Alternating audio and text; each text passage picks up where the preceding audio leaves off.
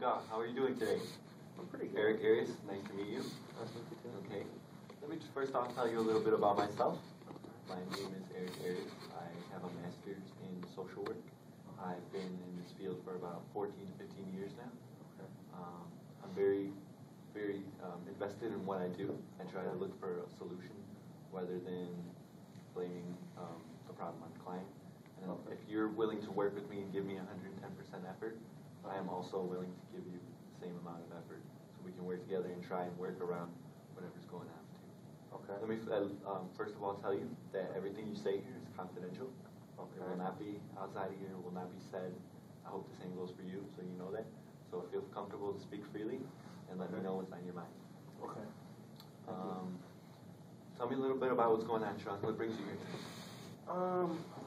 Family. Basically, my mom and my dad. They said that I need to go get help from my marijuana smoking, or else they're gonna kick me out. I live in the basement of my parents' house, basically. Okay. Yeah, it's not a problem. It's not. I mean, I don't spend that much money on it. I do just a little bit. I pay my bills. The way some people drink a couple beers, I smoke a couple joints a week, but they're not happy with it, and they're to the point they've been drug testing me, and I keep failing drug tests, and so now here I am. Okay. So I'm understanding. Correct me if I'm wrong. That your parents sent you here to get some help for your marijuana addiction. You feel that there's nothing serious going on, but you're basically doing this just because they want you to do it, and you're under their roof, or is that? Yeah, that's pretty much it. They didn't send me here, though. They're drug testing me and have given me an ultimatum. So I'm kind of here seeking some advice, basically. Advice. So you believe that it's just advice that you need, not help?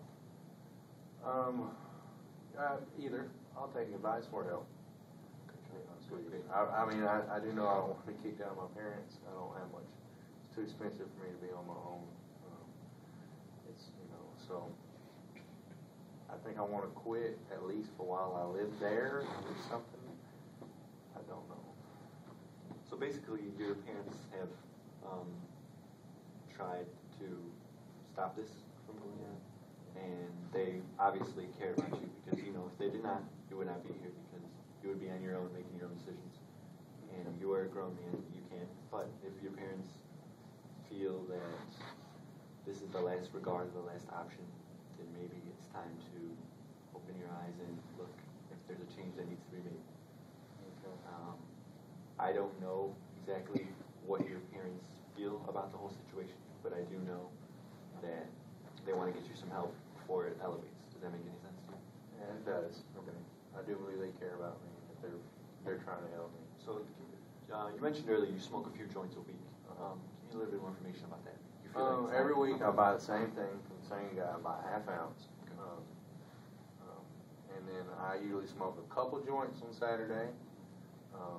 Sometimes I'll smoke a little bit in the morning before work on my coffee, and I for sure smoke at least one joint to two joints, big ones. I would say honestly, a day. And do you feel like this addiction, or you don't call it an addiction, but I'm just referencing it as an addiction. Do you feel like this money that you're using on this drug, or could be used somewhere else? Do you think that you say you live in your parents' house. I am not in a position to tell you that it's time to move out of your parents' house. But let's say if you did have the extra money without having this to pay for the marijuana or something, you could use that money in elsewhere place. Can you agree with me on that? Or I could save that money. I think to myself that money is the equivalent of somebody else. They go to the movies or they go bowling. I don't do that stuff. I stay home, Netflix, smoke a joint. So, that's my form of entertainment and relaxation at the same time. But I do see what you're saying. I could be using that money to save up and get out. Yeah, I could see that. Let me ask you a question, John. Do you love your parents? I do. Do you think that they care about you? Without a doubt. Definitely. Do you want to make this change for yourself, or do you want to make the change for them? A little bit of me is thinking I'm 30. It may be time to move away. I do know it's illegal, and I'm getting a little older. I do kind of want to quit a little bit, but I would say more want to quit for them than myself.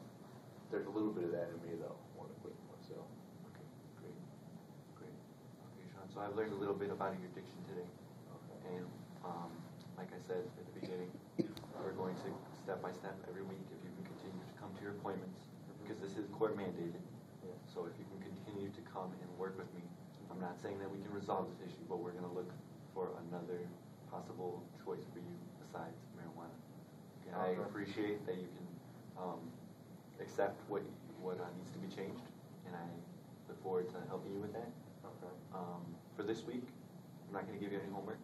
I'm just going to want you to go home and just please have talk to maybe your parents or something. Just tell them I'm trying to I'm going to try. I'm going to try and make a difference. I'm not promising results, but I will do my best for you and for myself or whatever the case may be. Okay. Does that sound good, Sean? It does. All right. We'll see you next week. Thank you for your time. All right. Thank you.